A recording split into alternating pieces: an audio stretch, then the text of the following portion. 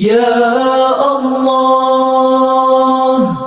بسم الله الرحمن الرحيم الحمد لله رب العالمين الرحمن الرحيم مالك يوم الدين إياك نعبد وإياك نستعين নিচে আপনার জন্য সম্পূর্ণ সূরা আল ফাতিহার আরবি এবং বাংলা অর্থসহ ধারাবাহিকভাবে উপস্থাপন করা হল।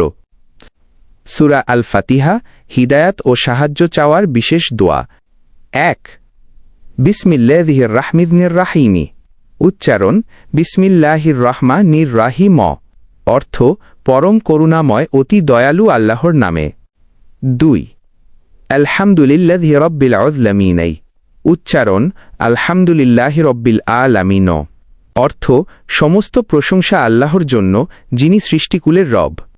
৩ আল রাহমানির রাহিম। উচ্চারণ আর রহমানির রাহিম। অর্থ দয়াময় পরম দয়ালু।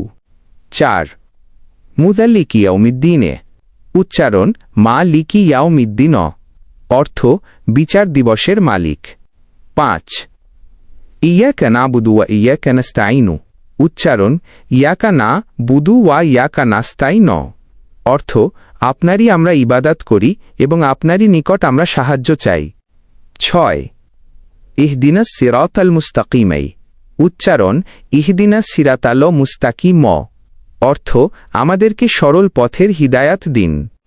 ৭ সিরাতাল্লাযীনা আন'আমতা আলাইহিম গায়রিল মাগদুবি আলাইহিম ওয়ালাদ-দাল্লিন।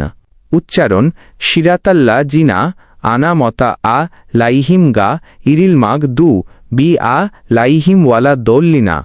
অর্থ তাদের পথ যাদেরকে নিয়ামত দিয়েছেন, যাদের উপর আপনার ক্রোধ আপতিত হয়নি এবং যারা পথভ্রষ্টও নয়। উৎস সূরা আল ফাতিহা ১-১-৭।